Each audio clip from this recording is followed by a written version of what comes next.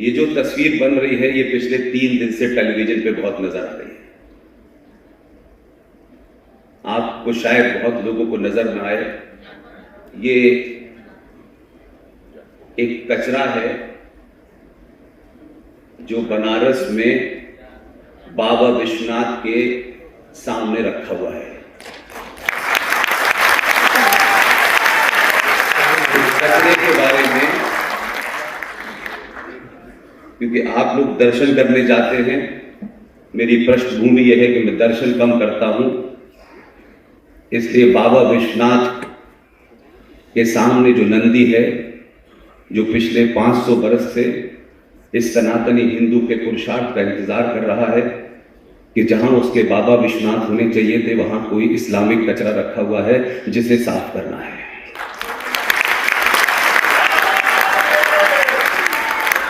इसलिए ये 2022 का भारत है। यहां इशारों में बात करने की आवश्यकता नहीं है। यहां साफ शब्दों में अपनी बात रखनी है। जिसको अच्छी लगे वो सुने, और जिसको अच्छी न लगे वो चाहे जयपुर का हो, चाहे बनारस का हो, चाहे अयोध्या का हो, और जहां मन जाए वहां चला जाए। हमको किसी का दिल नहीं जीतना है। हमने 700 साल तक दिल जीतने के बाद गुलामी की है। पहली बार हमें अपने होने का एहसास हुआ है, इसलिए अब दुनिया को हमारा दिल जीतना है। हम किसी का दिल जीत नहीं। आपको इस तस्वीर के माध्यम से आप सब लोगों ने नाम लिया, लेकिन हम कभी कभी जाने अनजाने में या कम ज्ञान होने के कारण में, या पॉलिटिकली करेक्ट होने के चक्कर में, या समाज में हमें कोई अलग से न देखे, कोई हमारी छवि खराब ना हो जाए, कहीं एहसान बाई में रूठ जाएं, इस चक्कर में हम झूठे नैरेटिव को, सनातनी हिंदू इस देश में कम से कम मैं जिस समय से देख रहा हूं, हम झूठे नैरेटिवों को रोज स्थापित करते हैं और फिर अपने शत्रु से ये उम्मीद करते हैं कि शत्रु आपके साथ वो व्यवहार करे जो आप चाहते हैं। ऐसा नहीं था कि ये जो डॉक्टर रत्नू की किताब महाराणा के अंदर जो तस्वीर बनी थी उसका नाम मुझे पता नहीं था,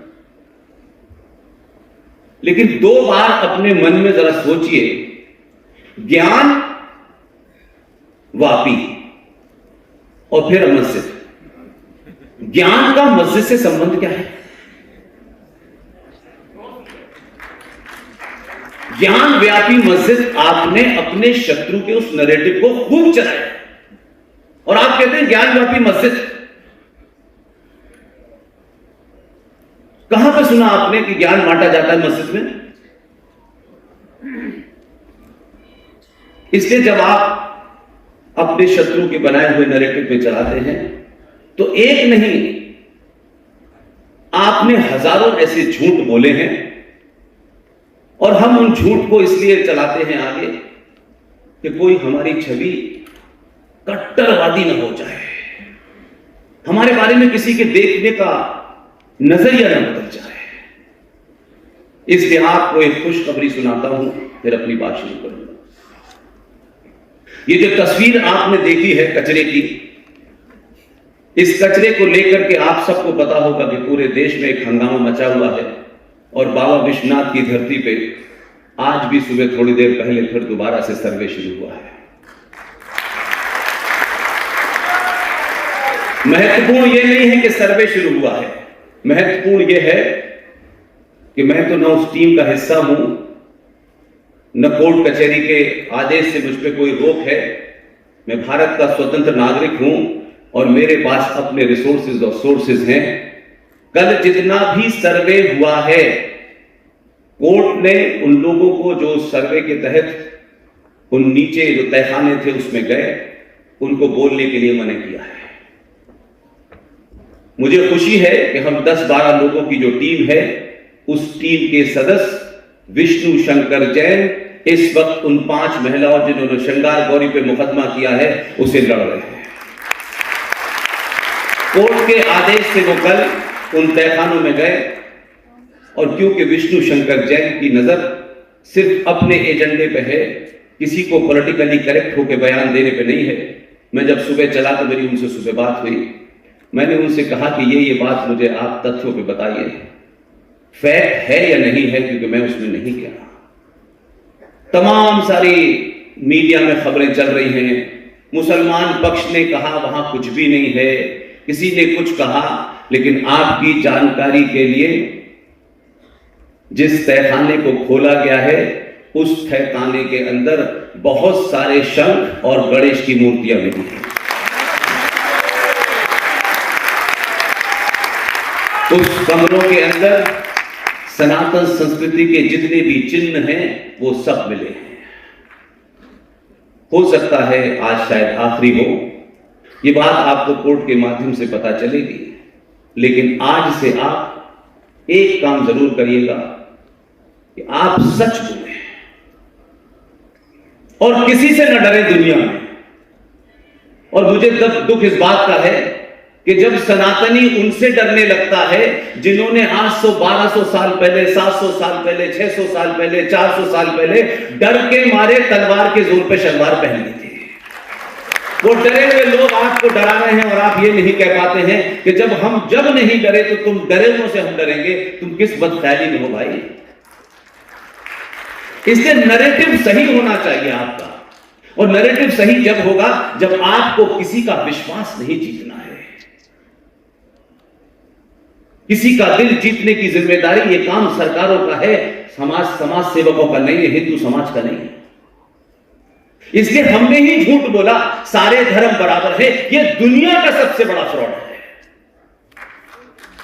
सबसे बड़ा फ्रॉड। लेकिन हमें अच्छा लगता है क्योंकि हम लालची हैं, और एक लालची आदमी कायर होता है, और कायर आदमी कभी सवाल नहीं करता है, कायर आदमी समझौते तलाशता है, और समझौतों के जरिए वो अपनी जिंदगी पूरी करना चाहता है, कभी परिवार के नाम पे, कभी समाज के नाम पे, कभी इलाके के नाम पे। कमजोर कमजोर ही रहता है और ताकतवर ताकतवर ही रहता है। आप जब कमजोर होते हैं तो आप ताकतवर की दया पर जिंदा रहते हैं। उसका जब दिल चाहता है वो ये समझता है कि अब इनका काम हो गया तो कश्मीर बना देता है, जब काम हो गया बंगाल बना देता है। आप सोचते हैं कि ये भाईचारा वर्षों से है। ये सारे नैरेटिव इस देश में हिंदुओं ने बनाए, किसी और ने नहीं बनाए। इसलिए आज भी आपको शत्रु का नारा और शत्रु का नैरेटिव आपके घर में चल रहा है। बीमारी कहीं और नहीं है, उसके लिए किसी डॉक्टर की जरूरत नहीं है। अपने अंदर झांके कि आखिर हम किसी का भरोसा जीतने, किसी का दिल जीतने के लिए क्या क्या नहीं करेंगे। इसलिए एक अमीर खुसरो का गाना चला और हम ही गाए, छाप तिलक सब छीनो तो से नैना मिला। क्या बात है? यह आज जो हमको नजर आता है जिसे आप कन्वर्जन कहते हैं, इससे सॉफ्ट कन्वर्जन था नहीं, लेकिन हम चला रहे और हम खुश हैं इन बातों में। हमारे यहां बड़े बड़े इतने सारे मठ हैं, आश्रम हैं, तमाम दुनिया की चीजें होती हैं। सुबह से लेकर शाम तक हजारों प्रवचन करते हैं। हर गली में तो हिंदू संगठन है, हर गली में। उनके होने से ऐतराज नहीं है मुझे इसलिए ऐतराज है कि वो शायद बिना जाने कुछ लाभ हानि के लिए, तत्कालिक पब्लिसिटी के लिए, कुछ मिल जाए इसके लिए आप सच नहीं बोल रहे हैं। और वो 1400 साल पहले हो सकता है कि आपकी सोच में उनकी किताब के बारे में कुछ ऑब्जेक्शन हो, लेकिन वो उस किताब को जैसी है वैसा ही मानते हैं। आज तक उसमें कोई जेर जबर और नुक्ता ऊपर नीचे नहीं हुआ, लेकिन आपने लोगों के चक्कर में अपना नुक्ता भी बदल लिया, किताब भी बदल ली, और आपके राष्ट्रपिता ने। अभी एक साहब आपके शहर के मेले में, उनका नाम नहीं जानता, वो न्यूरो सर्जन है। फिर उन्होंने कहा मैं नेहरू और गांधी जी का बहुत बड़ा प्रशंसक हूं। तो मैंने कहा आप न्यूरो सर्जन है, इसके लिए आपको सलाम, लेकिन बाकी बातों के लिए कोई सलाम नहीं कर सकता, क्योंकि सनातनी परंपरा में, हमारी परंपरा में उम्र से जो बड़ा है, चाहे वो प्रधानमंत्री है या चपरासी है, उसका सम्मान किया जाता है। किसी का सम्मान करने लगे तो समझ लीजिए कि समाज चाटुकार हो गया है।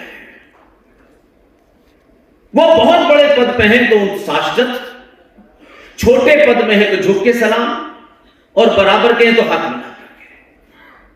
हमारे यहां व्यक्ति की उम्र देखी जाती है, उसका पद नहीं देखा जाता है सम्मान देने के लिए। गांधी जी के आगे जी इसीलिए लगाया जाता है कि वो इत्तेफाक से उम्र में बड़े हैं, उनके काल की मैं मूल्यांकन नहीं कर रहा, लेकिन गांधी जी ने अगर अपने जीवन में झूठ बोला, शुद्ध रूप से बोला, इसके लिए उनको हर मंच से उस पूरे पाखंड को उजागर जरूर करूंगा। तो गांधी जी के किसी पाखंड पे बोलना उनके सम्मान को कम करना नहीं है, लेकिन सम्मान के साथ वो झूठे और फ्रॉड करें और कहें कि साहब ये तो उम्र में बढ़े हैं, इनके पैर छुओ तो पैर नहीं छूंगा। इसलिए उनसे कोई निजी झगड़ा नहीं है, उनके प्रति कोई दुराभाव नहीं है मेरे अंदर।